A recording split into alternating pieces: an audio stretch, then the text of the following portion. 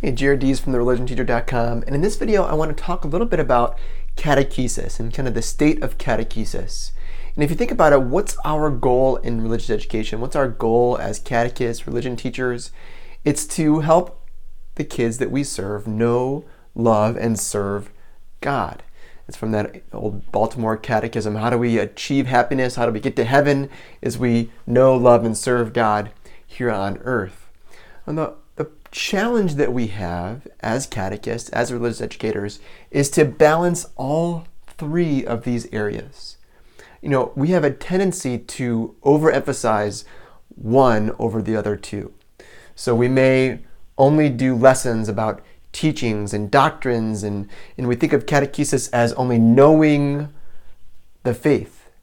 But then we miss those opportunities for that relationship. We miss those opportunities for the kids to make personal connections. And sometimes we do a little overemphasis of that love. We're only focusing on the feelings, the emotions, the connection, and not the religious truths that are important. So we try to do a relationship without the religion, which of course leads to problems down the line. Or maybe we're really focused on social justice or active in the world, and we want our kids to go out and be good stewards, be good servants, and do their service hours or whatever it is that might show their faith. But as a result, we might miss that opportunity to make sure that they do love God first, that they know God, and because of that, that service is flowing out of the knowing and loving of the Lord. So we have to have a balance. And the challenge that we have is not overemphasizing one over the other.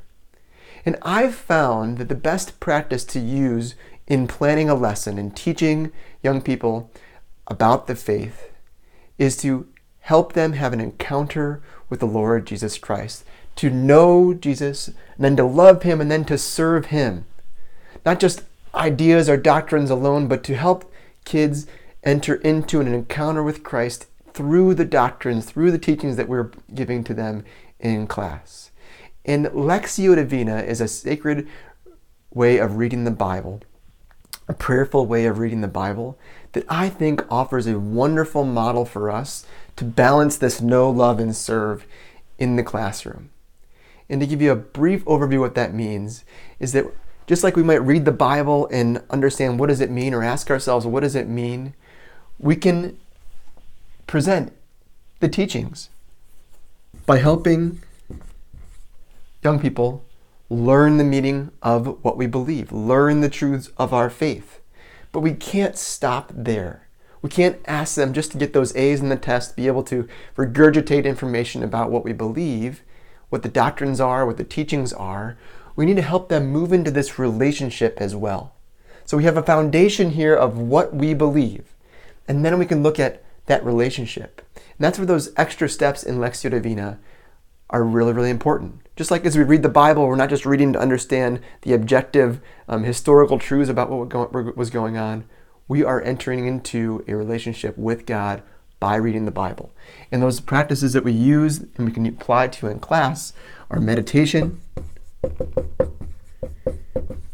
in which we are connecting personally to what we read, connecting personally to what we are learning about the faith, not just objectively, but personally, intimately.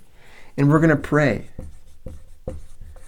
not just as a tag on to the experience of reading the Bible or a tag on to the experience of learning about the faith. It's going to be an incredibly important part of how we learn, an integral part of how we learn the faith. And then an extension on that as well is contemplation. That we are not only going to pray or ask God or respond to God in prayer, we're also going to, be in communion with Him. Spend some time with the Lord intimately as best we can. And doing that in class can be a really powerful experience because, again, we want them to love God, not just know God, learn about God. We want them to love God. And then finally, we want them to go out into the world and serve others because of that love, because of that knowledge of the Lord. So service is an outgrowth of these things that we're doing in class. It's that action which comes forth as a way of living out our faith.